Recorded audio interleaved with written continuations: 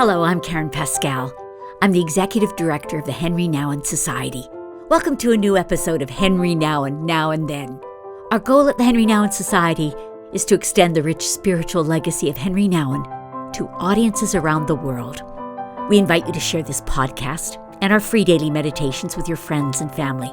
Through them, we can continue to introduce new audiences to the writings and teachings of Henri Nouwen. Welcome to a very special podcast featuring a talk that was given by Henri Nouwen to a Sojourners gathering in 1986. The conference was called Roots of Christian Conscience.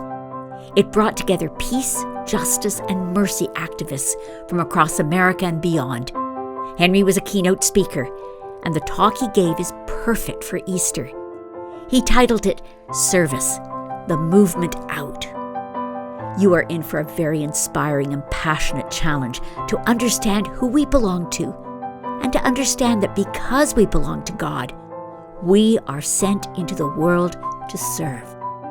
Here is Henri Nouwen, challenging us with a message from the past that is perfect for today.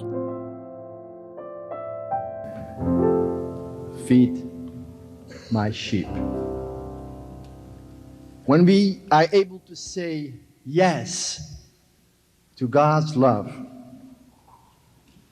when we are able to realize that we indeed belong to God's love, then we are sent into the world to serve,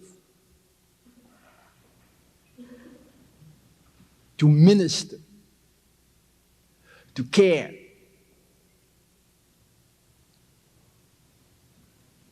You do not belong to the world, Jesus says to his disciple, and that's why I am sending you into the world, just as my Father sent me into the world. It is precisely because we are not imprisoned by the fears of the world that we can minister in the world, that we can be among the people and serve. Now, I've been wondering how Jesus serves.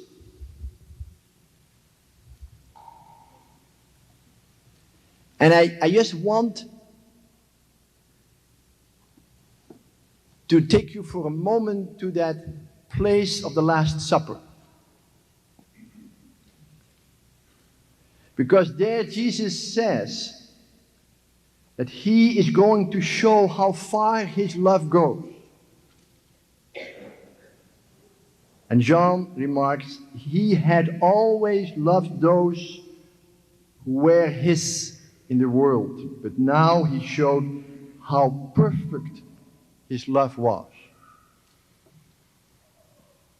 And what does Jesus do?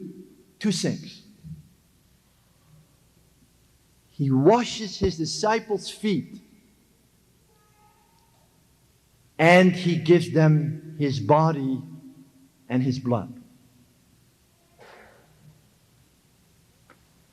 And for a moment, I just want you to see the mystery of this service of God to God's people.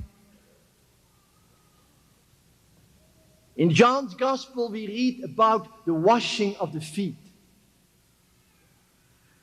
And what you see there is God bending over and touching the feet of his disciples. That intimate place where we walk on this earth, where we are connected with the ground. That most sensitive of all places, where all our nerves sort of come together, right there in our feet. Reflexologists know about that. They know how much there is to a foot. And Jesus touches his disciples' feet as a bent over God, who bends down and touches that intimate place and holds it there and washes it. What you have to see is that the God in whom and by whom we are created bends over. He does not cling to his being different, but empties himself and becomes as we are and goes even farther by bending over and touching us where we stand on the ground. That's service. And then he takes bread. And then he takes the cup. And then he says, eat it. Drink it. But maybe we don't hear that anymore. But Jesus is saying, this is my body, eat it. This is my blood, drink it. Or we better say, eat me, drink me. I do not want to hold back at all. I want to make myself your food and your drink. Eat me, drink me. I don't hold back. My love is not conditional. My love has no boundaries. Eat me, drink me. I am pouring myself out totally.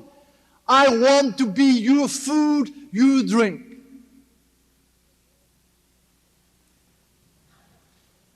He bends over to wash his disciples' feet and he says, what I have done to you, do that to one another. He says, eat me, and he says, drink me. And then he says, do this in memory of me. It is not simply that Jesus asks us to repeat this gesture, but Jesus asks us to pour ourselves out, to become bread of the world, drink of the world, to become a cup that should be drunk to the bottom. You know what that means? I think what it means for us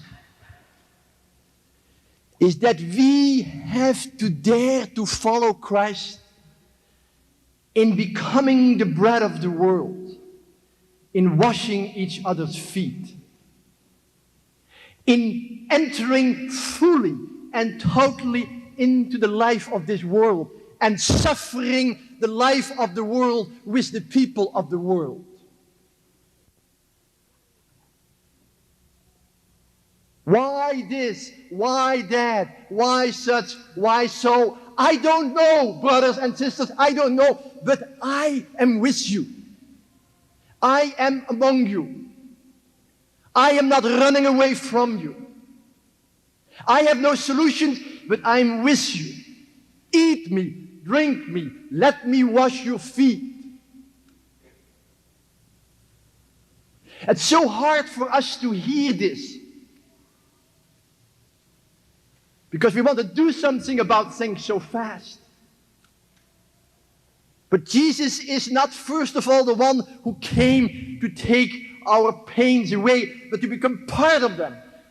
He is the compassionate God, the God who suffers with us, the caring God, the God who cries out with us.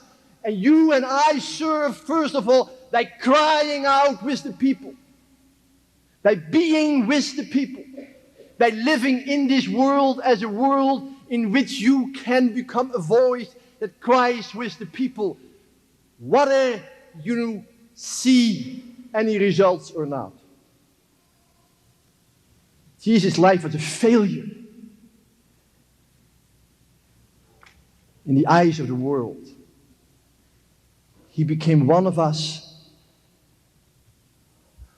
and died outside of the walls as a criminal, unrecognized, unrewarded, left alone by his disciples. Wash each other's feet. Pour yourself out.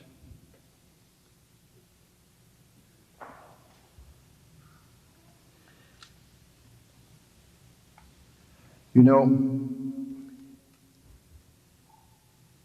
that we, and I've heard a lot of that here among you, and I hear it in myself all the time. we want to see some results. We want our actions to succeed. We want to see some bread to turn into loaves. And we want to see some visible success when we jump from the tower. We hope that at least the TV is going to be there. We want some influence and some way of saying, I at least make a difference in this world, and maybe I can stop the Vietnam War, maybe I can end the nuclear race, maybe I can stop the testing of the bombs. And if I do, finally, I'm worth something. Finally, I am a good Christian because I could stop the evil powers and say no, and it stopped, and I did it.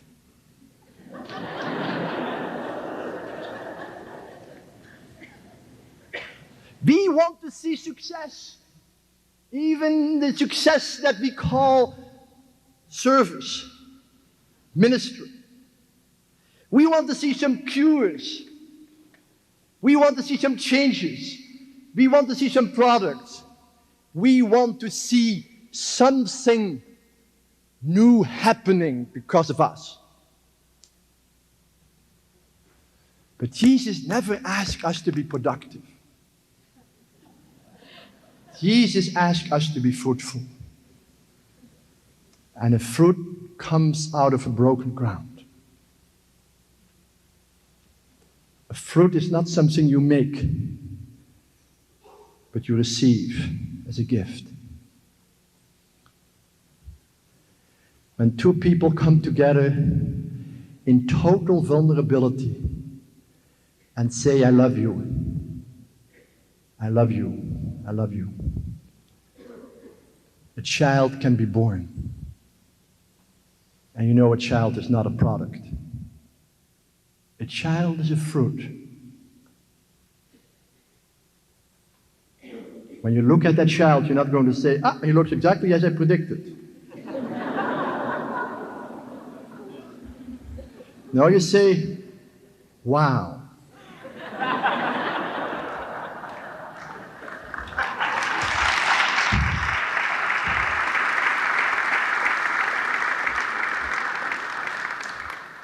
This is the most beautiful child that was ever born, and you're always right. Fruits are born when two people love each other because they love each other. People don't make love to make children. People love one another and receive the child as a fruit. When we become vulnerable, broken, naked, disarmed, we can trust that fruits will be born. Even when you or I won't see it or know about it. Even when you or I might say my life is a failure. When we live our lives in love, we can trust that it will bear fruit in our life or later. And those people whom we remember still as signs of hope, like St. Francis or Dorothy Day or Oscar Romero, were weak people who were in love and trusted that their life would bear fruit.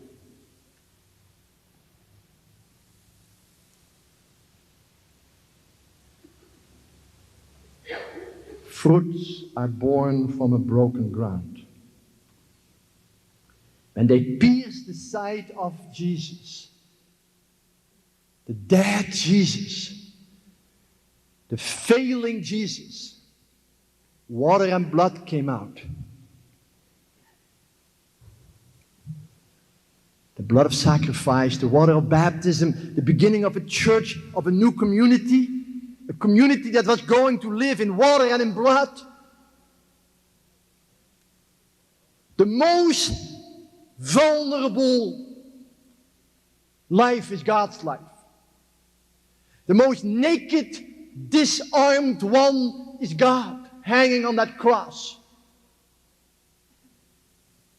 And that is where the new community has been born.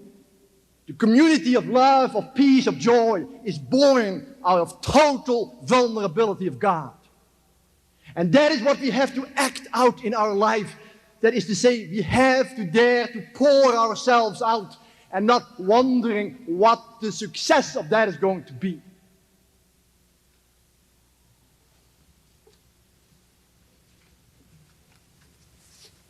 Thomas Merton. Do not depend on the hope of results. When you are doing the sort of work you have taken on, he writes to Jim Forrest,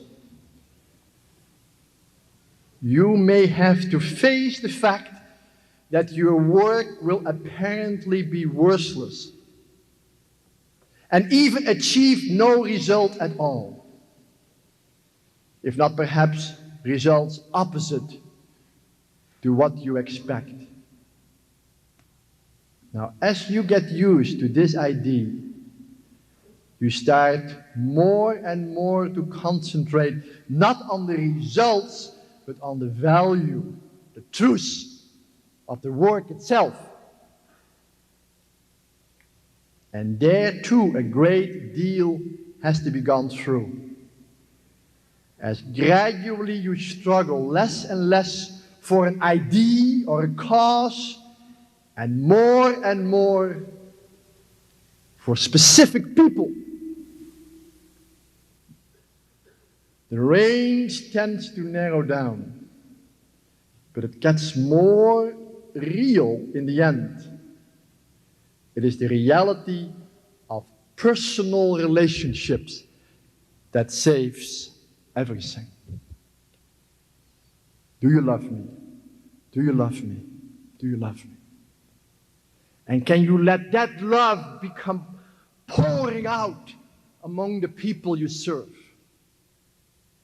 Then you can have a life of joy, even when everything seems to go wrong. Mother Teresa, who worked with dying people, calls for joy over and over again. And I have not met one holy person, whether it is Jean Vanier or Mother Teresa or St. Francis or Dorothy Day, who were not full of joy. Who were full of joy even when things were not getting better. Even when the liberation was not coming about, they were talking about. Somehow they were able to live a life of joy and of peace in the midst of a world that seems to run to the end of the abyss, but they were not letting that scare them. Not even a nuclear threat was not going to take their freedom away, because they were in the Lord, in that love, and trusted that that would bear fruit, whatever it would be. That would be worth saying no against the powers of evil, but detaching themselves even from its success. I remember Philip Berringen once telling the story, the famous story, I think when he came out of prison, and people asked him, what does it all do? He says, well, there was this prophet who kept prophesying and saying to the people that they had to change, that they had to convert themselves, that they had to be better. And after 10 years of that preaching, his little boy came to him and said, hey, prophet, you've been doing that now for 10 years and nothing has changed. And he said, oh, boy. I'm not just preaching to change the world. I am preaching to prevent the world from changing me. And somehow that means what Thomas Merton says. It's first of all a question of integrity, of authenticity, of faith, of love, that we say no to the nuclear race, no to the capital punishment, no to abortion, no to those forms of evil that is against the God of life. Not just because it's going to be a result for successful, but because it comes from that space of love that we say it. That's very hard. And you can only detach yourself from results if you're in love. Otherwise, you need it too badly. You need to have some trophies on your chimney to say, I did it. And when you get old, you want to pull out your rewards out of your drawer and say, listen, I did something in life, but it's just paper that you show. You have to be in love. And when you're in love, you can detach yourself from results, but can be grateful for all the results that come your way. Truly grateful. Receive them with joy. Wow, they stopped the war. Wow, they did no longer test the bomb. Wow, somebody is getting the message. Wow, let's be grateful and sing to God a dance. I talked to you about the inward way, the way of an affectionate, loving relationship with Christ. I talked to you about the outward way, the way of service and care for all the people in the world, omnes gentes. But both ways are ways of the cross. Both are ways in which you are willing to be led to places you rather would not go. But you can go because you're in love. You're no longer afraid.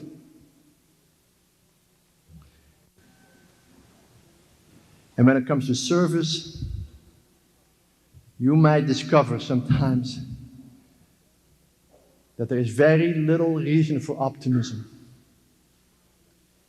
And that many of the things you started don't work. Many of the protests you go involved with don't work. And there's very little satisfaction. And you're being tested. You're being tested. You're led to places you rather wouldn't go. You want to see some success and it doesn't take place. And you say to yourself, wow, why don't I just give it up? But the darkness of that is the darkness that is God's testing you. And asking you to be faithful and to keep speaking out whether you have success or not. Knowing that God is purifying your heart, taking out the stones of success and giving you a heart of compassion in which you can be with people and when you can feel totally vulnerable and weak. The dark night of the cross, the dark night of the soul, that's the night in which you can be faithful even when you have a sense that everything is only getting worse.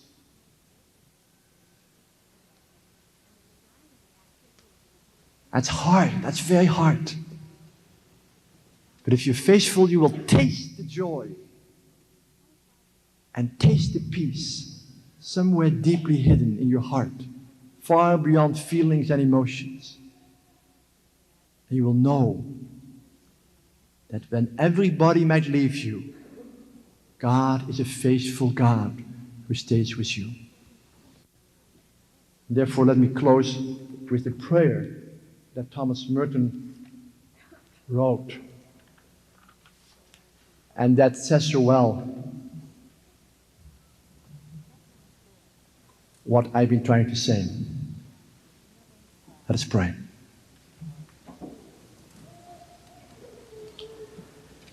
My Lord God, I have no idea where I'm going. I do not see the road ahead of me.